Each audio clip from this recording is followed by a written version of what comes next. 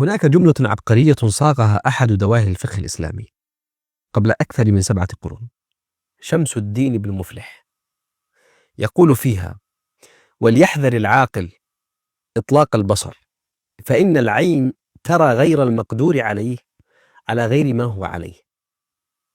يعني أن العين تجمل ما لا يمكن الحصول عليه وتراه على غير حقيقته. يا سلام! بدلا من أن يقدم موعظة خالصة حول إطلاق البصر، قام بتفكيك وهج الفتنة ذاتها، وكشف لنا عن خدعة العين حين ترى البعيد أجمل مما هو عليه. علم النفس اليوم يشير إلى مفهوم تأثير الهالة، هالو إفكت، وهو تحيز إدراكي يجعلك تنسب صفات إيجابية غير حقيقية لشخص ما فقط بناء على ميزة واحدة بارزة كالجمال مثلا. وهنا يصبح إطلاق البصر بوابة لزرع أوهام لا تمت إلى الواقع بصلة، وبالتالي خيبة أمل عند مواجهة الحقيقة عن قرب. كم من وجه خلاب يراه العابرون فتأسرهم صورته، بينما هو عند أهله وأقرب الناس إليه بلا بريق ولا هالة. ما يراه القلب من بعيد ليس هو الواقع، أوهام يصنعها بعد المسافة، وهالة يضيفها البعد ليغري النفس ويربك العقل. البعيد دوما يبدو أجمل، لكنه جمال مخادع تخلقه النفس التواقة لما لا تملكه.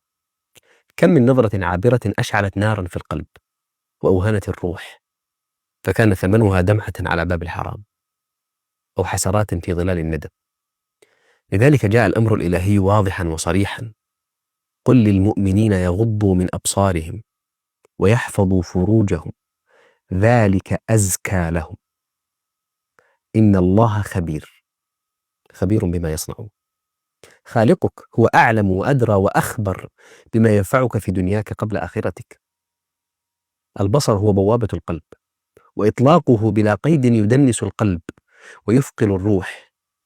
يروي النبي صلى الله عليه وسلم عن ربه فيقول: النظرة سهم مسموم من سهام إبليس، من تركها مخافتي أبدلته إيمانا يجد حلاوته في قلبه.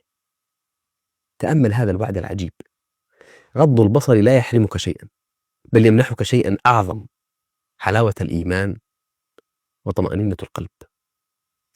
العين التي ترى الحرام قد تخسر لذة النظر إلى الله يوم القيامة. صدقني، ما عند الله خير وأبقى، وأي لذة في دنياك مهما كانت لا تساوي والله حرمانك من نعيم الآخرة.